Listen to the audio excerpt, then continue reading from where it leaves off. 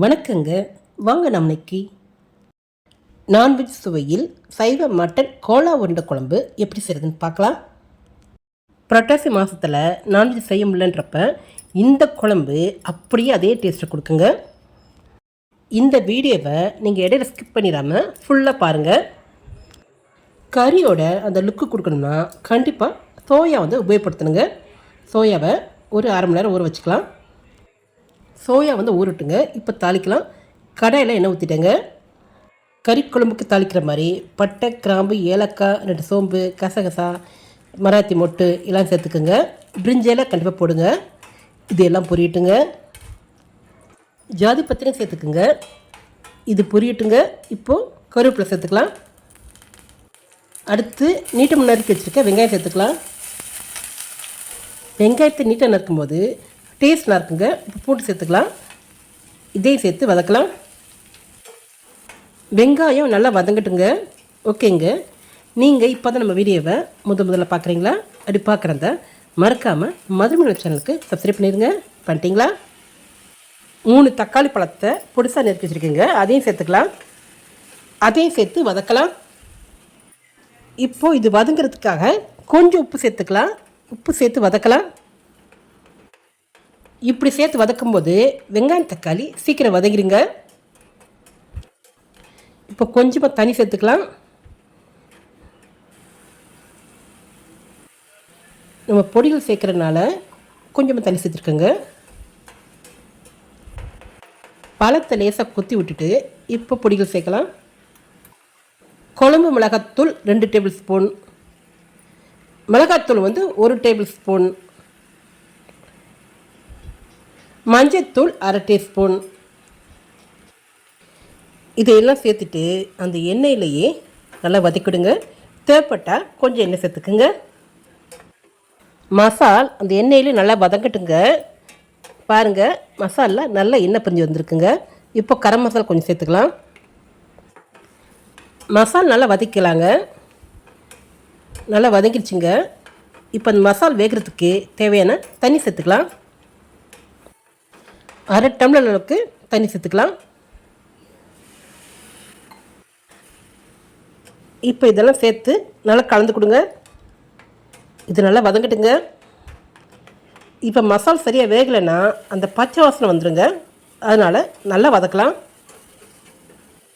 மசாலாவை வதக்கிட்டு கொஞ்சமாக தண்ணி சேர்த்துக்குங்க. இப்போது இஞ்சி பூண்டு பேஸ்ட் இருக்கு இல்லையா, அது ஒரு 1/2 டீஸ்பூன் அளவுக்கு சேர்த்துக்கலாம். நான் பாதி சேர்த்துருக்கேங்க, இன்னும் பாதி இருக்குங்க. இப்போது மீல் மேக்கரில் பாதி எடுத்து வச்சுருக்கேங்க, 2 கட் பண்ணியிருக்கேங்க. இதை நல்ல தண்ணி புழிஞ்சிட்டு சேர்த்துக்கலாம். மீதி இருக்கிற மீல் மேக்கர் நமக்கு அப்புறம் உபயோகமாகுங்க. இப்போ இதை நல்லா கலந்து விடுங்க. மீல் மேக்கரை மசாலாவில் ஒரு சேர கலந்து கொடுங்க. உப்பு சரியாக இருக்குன்னு பார்க்கலாம். உப்பு காரம் சரியாக இருக்குங்க. இப்போ தேவையான அளவுக்கு தண்ணி சேர்த்துக்கலாம். உப்பு சேர்க்கும்போது கொஞ்சம் குறைவாக சேர்த்துக்கோங்க. ஏன்னா அடுத்து நம்ம கோலா உருண்டையும் சேர்க்க போகிறோங்க. நல்லா கலந்து விட்டுட்டு தண்ணி சேர்த்துக்குங்க. இப்போ மூடி வைக்கலாம். மீல் மேக்கர் வெந்துட்டு இருக்கட்டுங்க. அடுத்து என்ன செய்யலாம் பார்க்கலாம். பாருங்கள், நாம் ஏற்கனவே மீல் மேக்கர் பாதி எடுத்து வச்சுருந்தோம் இல்லையா, இப்போ அதை ஜாரில் சேர்த்துக்கலாம். மீல் மேக்கரை வெறுமனை 1 பாதியாக துருவிக்கலாம். இந்த மாதிரி குறுகுறுப்பாக இருக்கணுங்க. இது கூட கொஞ்சம் பச்சை பட்டாணி எடுத்து வச்சுருக்கேங்க. அதை இப்போ ஜாரில் சேர்த்துக்கலாம். பச்சை பட்டாணி இல்லைன்னா காஞ்ச பட்டாணி ஊற வச்சு சேர்த்துக்குங்க. இப்போது பட்டை, கிராம்பு, ஏலக்காய், கல்பாசி, மராத்தி மொட்டு, இது கூட தேங்காய், இதையும் சேர்த்துக்கலாம். இதில் தண்ணி சேர்க்க தேவையில்லைங்க, அப்படியே அரைக்கலாங்க. இந்த மாதிரி இருக்கணுங்க. இந்த மாதிரி துருவலை எடுத்துக்குங்க. இந்த ப்ராசஸ் எதுக்குன்னு கேட்டிங்கன்னா கோலா உருண்டைக்குங்க.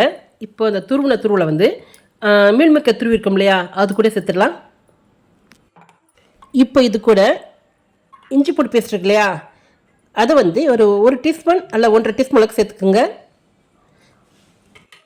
அடுத்து கொத்தமல்லி, கொஞ்சம் புதினா, அது கூட கொஞ்சம் கருவேப்பிலை, இது எல்லாத்தையும் சேர்த்து ஜாரில் சேர்த்துக்கலாம். அதையும் ரொம்ப நைஸாக அரைச்சிடாதீங்க, கொஞ்சம் துருவலாக சேர்த்துக்குங்க. இந்த மாதிரி கட்டுங்க. ஏன் இந்த மாதிரி செய்கிறோம்னா மட்டனோட அந்த லுக் கொடுக்கறதுக்கு தாங்க. இப்போது பொட்டுக்கடலை இருக்கு இல்லையா, அதை நல்லா தூள் பண்ணிக்கலாம்.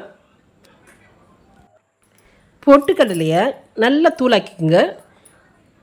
அதையும் சேர்த்துடலாம். இது அப்படி இருக்கட்டுங்க. இப்போது தேங்காய், கசகசா, சோம்பு, கொஞ்சம் இஞ்சி பூண்டு இதெல்லாம் சேர்த்து அரைக்க போகிறேங்க. ஜாரில் சேர்த்துடலாம். தண்ணி ஊற்றிடாமல் நைஸாக அரைச்சிக்குங்க.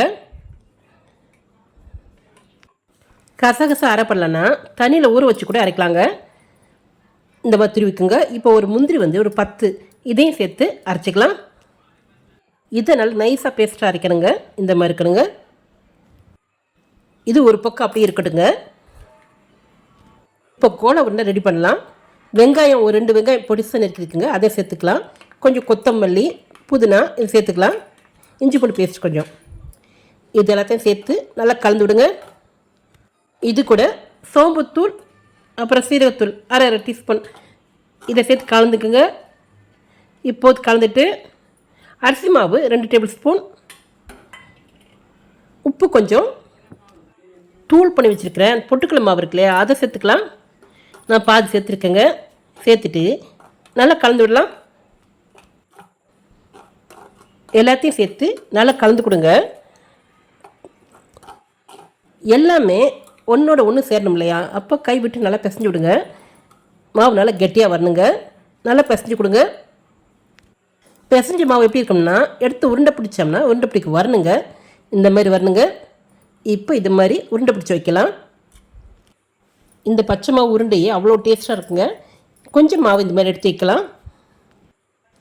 உருண்டையில் இட்லி கோப்பரில் வச்சிடலாம். இதை டைரெக்டாக குழம்புல சேர்க்கலாங்க.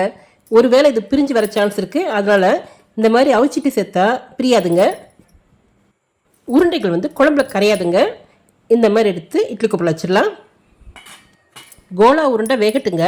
இப்போது இந்த குழம்பு எப்படி இருக்குன்னு பார்க்கலாம். பாருங்கள், செடியை திறந்த உடனே அப்போ குழம்பு வாசனை அப்படி மணக்குதுங்க, மூக்கு தொலைக்குதுங்க. ஒவ்வொரு பீஸும் அப்படி மட்டன் மாதிரி இருக்குங்க. சூப்பராக இருக்குங்க. இப்போது அரைச்சி வச்சுருக்க தேங்காவை சேர்த்துக்கலாம். தேங்காய் சேர்த்துட்டு நல்லா கலந்து விடுங்க. நீங்கள் இந்த குழம்பு யாருக்காக கொடுத்தீங்கன்னா இது மட்டன் குழம்பு இல்லைன்னு யாரும் நம்ப மாட்டாங்க. அந்தளவுக்கு டேஸ்ட் அற்புதமாக சூப்பராக இருக்குங்க. பாருங்கள், ஒவ்வொரு பீஸும் பாருங்கள் எப்படி இருக்குங்க. இதோட வாசனையும் அந்த டேஸ்ட்டும் இது மட்டன் குழம்பு தான் சொல்லுவாங்க, அப்படி இருக்குங்க. ஓகே, இப்போ அரைச்சி வச்சுருக்க தேங்காய் பால் மீதி இருக்குல்ல, அதை சேர்த்துக்கலாம். எல்லாத்தையும் நான் கலந்து விடுங்க. இது கூட கொஞ்சமாக தண்ணி சேர்த்துக்குங்க. ஓகேங்க, இப்போ இதில் உப்பு காரம் சரியாக இருக்கான்னு செக் பண்ணிக்கலாம். சரியாக இருக்குங்க. இப்போ மூடி வைக்கலாம். 5 நிமிஷம் ஆச்சுங்க. பாருங்கள், சூப்பராக இருக்குங்க. குழம்பு நல்லா பிரிஞ்சு வந்துருக்குங்க. இப்போது நம்ம ஏற்கனவே அரைச்சி வச்சுருக்கோம் இல்லையா, அதை இப்போ சேர்த்துக்கலாம். மீதி உருண்டை மாவு எடுத்து வச்சுருந்தோம் இல்லையா, அதை சேர்த்துக்கலாம். அதை சேர்த்துட்டு இப்படி கலந்து கொடுங்க. இது ஏன்னு கேட்டிங்கன்னா மட்டன் குழம்புக்கு நல்லா திக்னஸ் கொடுக்குங்க. பாருங்கள், தெரியுதுங்களா? ஒவ்வொரு பீஸும் மட்டன் மாதிரி இருக்குங்க. இது பார்க்குறதுக்கு மட்டும் இல்லைங்க, டேஸ்ட்டும் அப்படியே இருக்குங்க. செம்ம டேஸ்ட்டுங்க. இது எல்லா ஃபுட்டோடையும் பொருந்துங்க. டேஸ்ட் அவ்வளோ சூப்பராக இருக்குங்க. இப்போ அது மூடி வைக்கலாம். இந்த குழம்போட ப்ராசஸ் பெருசாக இருந்தாலும் புரட்டாசி மாதத்தில் நான்வெஜ் விரும்பிகளுக்கு இது சரியான வரப்பிரசாதங்க. அந்தளவு டேஸ்ட் அற்புதமாக இருக்குங்க. நல்லா கலந்து கொடுக்கலாம். பாருங்கள், குழம்போட திக்னஸ் பாருங்கள், அது கலர் பாருங்களேன், அருமையான கலருங்க. ஒவ்வொரு பீஸும் அப்படியே மட்டன் மாதிரி இருக்குங்க. இந்த பக்கம் நம்ம கோலா உருண்டை ரெடி ஆயிடுச்சுங்க. நல்லா வெந்துருச்சுங்க. இந்த ஆரட்டும். பாருங்கள், உருண்டை பாருங்கள், அப்படியே மட்டன் கோலா உருண்டை மாதிரியே இருக்குங்க. நல்லா ஆறிடுச்சுங்க. இந்த உருண்டையை வெறுமனை சாப்பிட்டாலும் மட்டன் சாப்பிட்ட அந்த ஃபீல் கொடுக்குங்க. இந்த உருண்டை அப்படியே எண்ணெயில் பொரிக்கலாங்க. ஓகேங்க, இப்போ குழம்பு திறந்து பார்க்கலாம். பாருங்கள், குழம்புல நல்லா எண்ணெய் பிரிஞ்சு வந்துருக்குங்க. அப்படியே குழம்பு தகதகன்னு இருக்குங்க. இப்போது கோலா உருண்டைகளை குழம்புல சேர்த்துடலாம். அதே மாதிரி குழம்பு திக்னஸ் நீங்கள் பார்த்துக்குங்க. உங்களுக்கு எப்படி வேணுமோ, தண்ணியாக வேணும்னா அது மாதிரி தண்ணி சேர்த்துக்குங்க. நான் இன்றைக்கி திக்காக தான் வச்சுருக்கேங்க.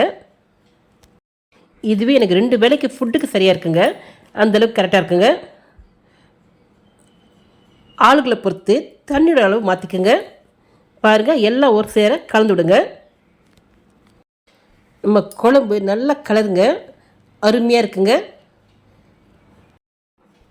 இதை யாருக்கு செஞ்சு கொடுத்தாலும் இது மட்டன் குழம்புலன்னு நம்ப மாட்டாங்க. அந்தளவுக்கு டேஸ்ட் வந்து சூப்பராக இருக்குங்க.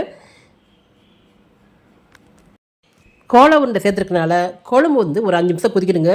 பாருங்கள், குழம்போட கலர் பாருங்களேன் எப்படி இருக்குன்னு. கோலா உருண்டையும் அந்த மட்டன் பீஸ் சேர்ந்து அவ்வளோ சூப்பராக இருக்குங்க. குழம்போட திக்னஸும் அருமையாக இருக்குங்க, நல்லா குழகுழப்பாக இருக்குங்க. இந்த மாதிரி குழம்பு வச்சு கொடுத்தீங்கன்னா சட்டியில் ஒன்றும் மிச்சம் இருக்காது, எல்லாருமே காலியாயிருங்க. இந்த குழம்பு வச்சு கொடுத்தீங்கன்னா இதோட மனம் பார்த்தீங்கன்னா தெரியவே மணக்குங்க. அந்தளவுக்கு வாசனை அற்புதமாக இருக்குங்க. உங்கள் வீட்டு ஆளுகளும் அக்கம் பக்கத்தில் இருக்கவங்களும் இன்றைக்கி என்ன மட்டன் குழம்பா அப்படின்னு கேட்பாங்க. அந்தளவுக்கு வாசனை அப்படியே மூக்கை தொலைக்குங்க. பாருங்கள், குழம்புல நல்லா எண்ணெய் பிரிஞ்சு இருக்குங்க, குழம்புல நல்லா திக்காக இருக்குங்க. பாருங்கள், அந்த மீல் மேக்கிற துண்டுகள், அந்த கோலா உருண்டை இதெல்லாம் பார்த்தா அப்படியே மட்டன் பீஸ் மாதிரி இருக்குங்க. இது மட்டன் கோலா உருண்டைன்னு அப்படி தான் நம்புவாங்க. இல்லைன்னு சொன்னால் நம்பவே மாட்டாங்க. அந்தளவுக்கு டேஸ்ட்டு சூப்பராக இருக்குங்க. நீங்கள் ஒரு முறை செஞ்சு கொடுத்தீங்கன்னா இன்னும் அடிக்கடி செய்ய சொல்லி கேட்பாங்க. நாக்கை சப்பு குட்டி சாப்பிடுவாங்க. அந்தளவுக்கு டேஸ்ட் அவ்வளோ சுவையாக இருக்குங்க. இந்த கோலா உருண்டை குழம்பு சாதம், சப்பாத்தி, நான், அப்புறம் வெரைட்டி ரைஸ், ஏன் இட்லி தோசைக்கு சூப்பராக இருக்குங்க. கோலா உருண்டையோட அந்த ஸ்ட்ரெச்சர், குழம்போட திக்னஸ் அப்படியே மட்டன் குழம்பா இருக்குங்க. ஓகேங்க, மிக மிக சுவையான சைவ கோலா உருண்டை குழம்பா நீங்களும் செஞ்சு பாருங்கள். செஞ்சு பார்த்துட்டு எப்படி இருக்குது சொல்லுங்கள். மறக்காமல் சப்ஸ்கிரைப் பண்ணுங்க. இந்த வீடியோ பிடிச்சிருந்தா உங்கள் லைக்ஸையும் கமெண்ட்ஸையும் கொடுங்க, ஃப்ரெண்ட்ஸுக்கு ஷேர் பண்ணுங்க. இதே போல் மட்டும் சந்திக்கலாம். நன்றி.